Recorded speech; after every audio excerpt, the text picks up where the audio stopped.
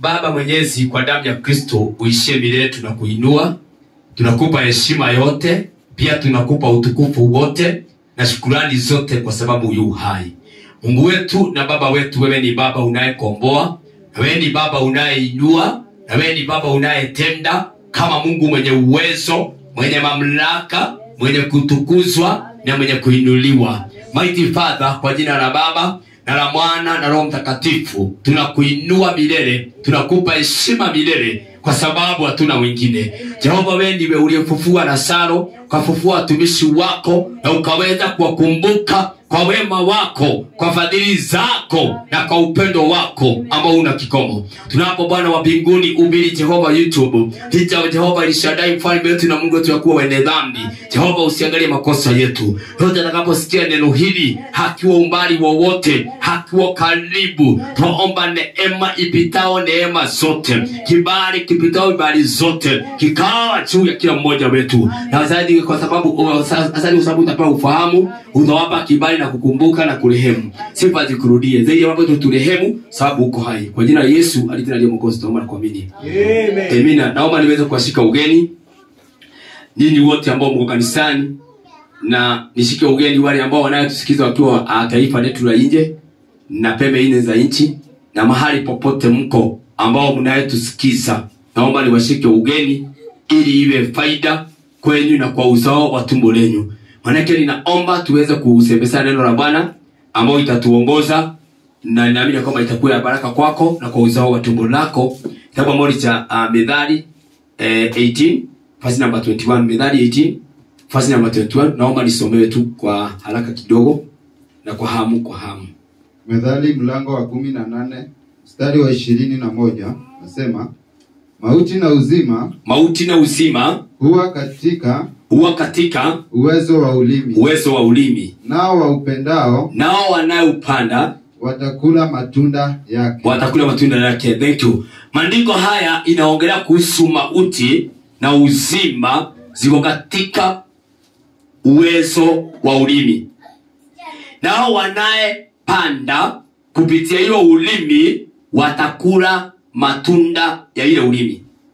Nataka kuongelea tu kitu moja tu leo ambao ninaamini kwamba itakuwa faida kwako na kwa uzao wa tumbo lako. Na sana ongelea mzazi. Kama unaitwa baba na kama unaitwa mama na kama unatarajia bado kuja kuitwa mama ama kuja kuitwa baba, nataka niongelee mtu ambao ako na ulimi, na mtu ambao anaongea, na mtu ambao amezoea kuongea. Maandiko inasema vizuri, mauti na uzima ziko katika uwezo wa ulimi. Na hao wanayepanda ile ulimi ama wanayeongea watakula matunda ya hiyo ulimi.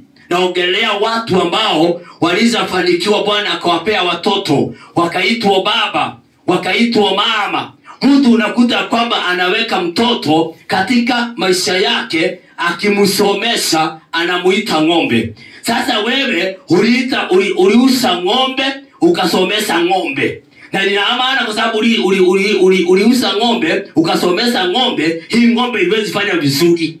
Sababu wewe mtoto akiwa ndani ya matiti unamtita, wewe tia kunoma ng'ombe no, cha kuniuma ng'ombe wewe. Sasa hii ni ng'ombe inanyonya. Na ng'ombe kama sababu ni ng'ombe inanyonya na inanyonya ng'ombe. Sasa ni ng'ombe kwa ng'ombe. Hizi ni ng'ombe mbili. Na ng'ombe ikauswa ikasomesha ng'ombe, hizo ni ng'ombe 3. Sasa hizi ng'ombe 3 hakuna ng'ombe itasaidia zingine, sababu zote ni ng'ombe. Wewe uliita mtoto mjinga. Mjinga ni mjinga, sababu mjinga anazaa mjinga. Sasa wote ni wajinga. Na mjinga akasomeshwa ujinga. Sasa mtoto anakuwa na ujinga ndani ya kichwa chake, sababu uwezo wako wa ulimi unapotusi mtoto. Hata wakati unasikia mabibi wakisema ati wachana huyo mwanaume afikiriagi, unatuma bwana yako awe afikiri. Hivyo wasema afikiriagi, hata afikiria. Sababu ulisa kusema afikiriagi, wachana huyo mke wangu ni mjinga. Hiyo maneno kama hayo. Ila ingine sitaki kutaja kwa sababu kuna maneno sisi mapasta tutajagi. Kuna mambo ambayo watu wetu kataja kwa sababu nimi zetu hazijaruhusiwa. But wakati hiyo maneno kama hiyo na ingine machuku unayetabiria watoto wako na kunena, unakuwa umepatiana hawa watoto kwa ufalme wa Shetani. na unakuwa unawapatiana wafanywe hicho umechema. Kama umesema mtoto ni mchika, atakuwa hivyo unasema sababu ndio Mungu wake wa pili. Na ni maandiko yanasema kwamba mtu wote anaitwa mama na baba alishafanyika kuwa Mungu wa pili ya ule mtoto. Na kama alishafanyika kuwa Mungu wa pili wa ule mtoto, sasa ni kumaanisha yeye ako na uwezo wa kutabiria mtoto mambo mazuri na ako na uwezo wa kutabiri mambo mabaya. Lazima ndio unakuta kwamba watoto wako wanakuwa hivyo wako. Bwana yako anakuwa hivyo ako. Mtu anaitwa mke anakuwa hivyo uko ako. Kwa sababu ni wewe uliweza kumtusi na ukaweza kumuongelea vibaya. Ulimi huo wako, kama maandiko imesema, ulimi wako uko na uwezo wa mauti. Kama ulimi wako uko na uwezo wa mauti, hauwezi ukaniambia hauna uwezo wa kuita mtu mchinga na ana mchinga. Kama baka uko na uwezo wa mauti, kuua. Wacha sasa kusema atupuishi uue. Ulimi uko na uwezo baka wa kufanya mtu kuwa mchinga. Ulimi uko na uwezo mpaka wa kufanya mtu kuwa hawezi weza kukaa timamu. Ulimi uko na uwezo mpaka wa kuleta divorce ndani ya boma ya mtu. Ulimi uko na uwezo mpaka wa kuleta magonjwa katika kifamilia, sababu kuna ile ulimi munakiri. Ulimi uko na uwezo wa kufungia mtu kazi. Ulimi uko na uwezo wa kuleta baria katika maisha ya mwanadamu, sababu ulimi huu wakati unaponena unaharibu maisha ya mtu. Unaweza haribu maisha ya mtu sana. Unatabiria mtoto maneno mabaya, na ndio unaona mtoto hakiruhusiwa spirit ya rejection. Spirit ya rejection huwa inatupwa, inarushwa na ulimi. Hakiruhusiwa spirit ya rejection na ulimi. Anakaa na rejection, spirit ya ukataliwa. Anakaa na rejection na ukataliwa akiwa mtoto mdogo mpaka atakapoolewa akuwa na rejection. Kama ni kijana, atatupiwa spirit ya rejection akuwa kijana mpaka atakapooa atakuwa na rejection. Sababu ni kitu kinakaa kama spark. Ni spark. Iko na uwezo wa kusema kitu na ikawa.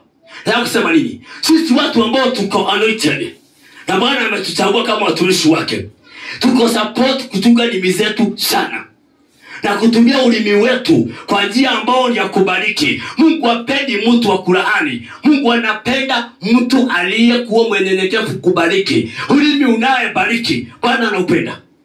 Ulimi unayebariki Bwana anauinua. Ulimi unayebariki Bwana anaupenda. Ambia mtu aliye karibu nawe ukitoka kanisani leo, ama ukisikia neno hili, ambia mtu yoyote, leo neno hili tumefunzwa ni kutumia ulimi vizuri. Tutumie ulimi zetu vizuri. Tuache kutumia ndimi zetu vibaya. Kwa jamii zetu unakuta mtu ni sister na sister. Sister ule analaani watoto wa huyu. Sister ule analaani watoto wa huyu. Brother ule analaani watoto wa brother yake. Huyu analaani wale. Yaani wawezi pendana. Wawezi kuwa na ndimi nzuri. Wawezi ongelea, wawezi kuwa kiwaza mawazo mazuri na kuongelea mambo mazuri. Na ni watoto wa mama moja. Ni watoto wa baba mmoja. Sababu ndimi zao zimekaa kulaani. Na wacha nikuambie, mtu wako na ulimi wa kulaani hayuko tofauti na mganga. Sababu kitu ya kwanza, nataka kumalizia hapo. Kitu ya kwanza, mtu anayelaani akiona ile kulaani haifanyi kazi ndani yako, plan B, akikimbia kwa uganga. Hiyo ni plan B. Sababu unaona uganga unazaliwa na mtu ambapo analaani, na uganga na kulaani na wivu ni mapacha.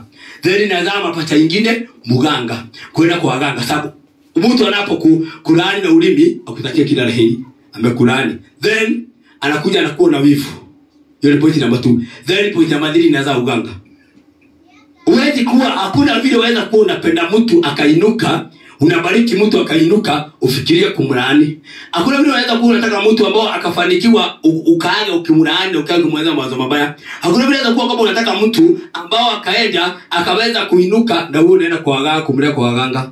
Sababu unamtakia kila laheri. Maana hizi mambo matatu zinatendeka kwa ulimi, uwezo wa ulimi. Wacha kutusi mtoto wako unapomlea. Kuwa na ulimi wa kumbariki. Wacha kutusi bwana yako vile tu ako. Huyo bwana yako ako na baraka. Wacha kutusi mke wako hivyo tu mke wako ako na baraka. Huyo mtoto unayeona hivyo wako, ulimi wako uko na uwezo wa kumtabiria mambo mazuri na mambo ikachange. Bwana ni asante kwa uzima. Asante kwa neno lako. Tutakaposikia neno hilo akiwa mbali akiwa karibu, hiyo faida na zaidi mambo yote umsaidie kutumia ulimi wake na kuona wisdom. Sifa za kurudia. Asante wa mighty, sababu umetosha. Sifa zako kwa pamoja naye na umbariki. Sifa za kurudia. Kwa jina kuu ya Yesu Kristo aliye tena Mwokozi wetu na kuamini.